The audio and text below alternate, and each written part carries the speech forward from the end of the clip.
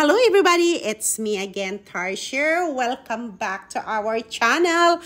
I'm taking you around Central Bangkok. So, actually, I don't know the pronunciation of the names here, but right now we are in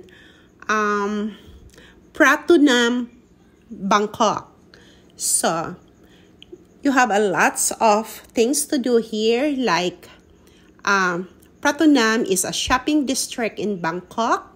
It is a major market area with thousands of fashion stores that sell wholesale with cheap prices. Kung gusto nyo magbenta, dito kayo mag-shopping. Ang daming ma-shoppingan dito.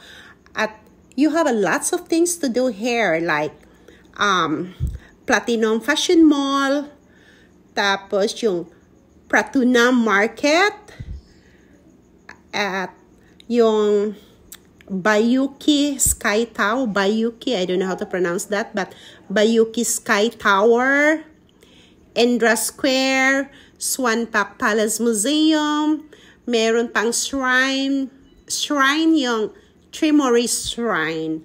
So, kung gusto nyo nang mag-floating market, nandito din. So, ang daming magawa dito sa Thailand. So, just enjoy the scenery kasi I'll take you around in central part of Central Bangkok.